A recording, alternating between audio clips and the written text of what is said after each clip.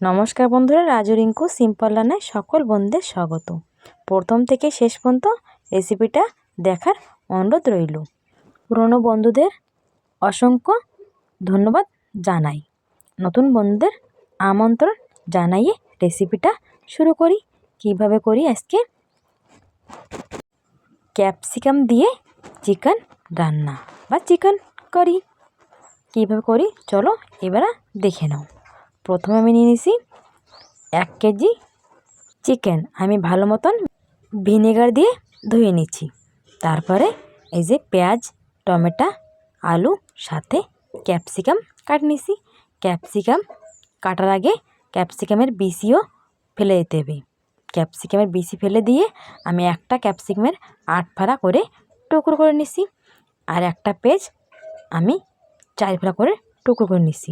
এই পেঁয়াজ আমি এখন একটা একটা করে ছাড়িয়ে নেব। এই রেসিপিটা করার জন্যই ক্যাপসিকাম আর পেঁয়াজ একই রকম কাটতে হবে। তাই আমি একটা পেঁয়াজ ছাড়িয়ে নিয়ে নিছি, সাইডে রেখে দিছি।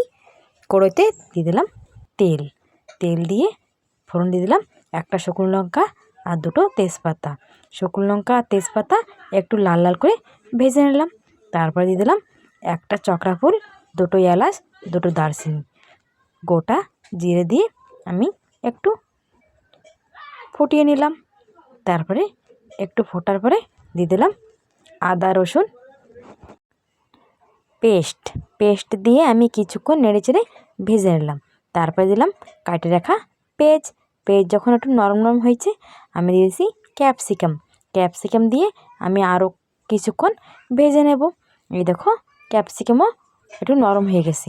তারপরে আমি দিয়ে দেবো কাটে রাখা আলু দিয়ে স্বাদমতো লবণ, একটু হলদি পাউডার আর 1.5 চামচ শুকনো লঙ্কার পাউডার দিয়ে দেবো। বন্ধুরা তোমরা ঝাল কীরম খাও সেই পরিমাণে লঙ্কার গুঁড়ি দেবে। দিয়ে আমি ভালো মতন ভাজার জন্য অল্প একটু জল দিয়ে ভেজে নেব, যার কারণে কড়াইতে মশলা লেগে যাবে না। ভাজা আমার হয়ে গেছে। কাটে রাখা টমেটো দিয়ে দেবো। কাটে রাখা টমেটো দিয়ে দিছি, সাথে আমি চিকেনও দিয়ে দিছি। দিয়ে আমি আবারও কিছুক্ষণ ভেজে নেব।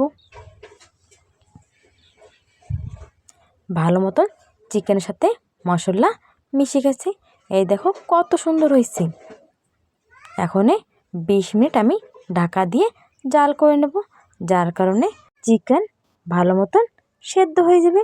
এই দেখো চিকেন বা আলু ভালো মতন সেদ্ধ হয়ে গেছে। আমি আবারও কিছুক্ষণ নেড়েচেড়ে ভেজে নেব। ভাজা আমার হয়ে গেছে। এখনই দিয়ে দেবো আমি পরিমাণ মতন জল আমি অনেক বেশি দেবো না, অল্প জল দিয়ে আমি একটু জাল করে নেব। বন্ধুরা এইভাবে ক্যাপসিকাম দিয়ে চিকেন রান্না করলে খুবই ভালো লাগে। ভাত, রুটি বা পোলাও সাথে অনেকই টেস্টি লাগে। বন্ধুরা এইভাবে একবার বাড়িতে ক্যাপসিকাম দিয়ে চিকেন রান্না করে খাইয়ে দেখবে, কেমন হবে কমেন্ট করে আবারও জানাবে। রেডি আমার ক্যাপসিকাম দিয়ে চিকেন রান্না।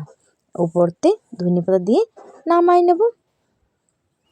বন্ধুরা অনেকভাবে চিকেন রান্না করে খেয়েছো, এইভাবে বাড়িতে অবশ্য রান্না করে খেয়ে দেখবে। ভিডিওটা যদি ভালো লাগে লাইক করে শেয়ার করে পাশে থাকবে। নতুন বন্ধু হয়ে থাকলে সাবস্ক্রাইব করতে ভুলবে না। সাবস্ক্রাইব করে আমার সাথে থাকবে, দেখতে থাকবে আমার নিত্য নতুন রেসিপি। সবাই ভালো থাকো, সুস্থ থাকো, দেখতে থাকো আমার নিত্য নতুন রেসিপি। আগামী দিন দেখা হবে একটা নতুন একটা রেসিপির সাথে।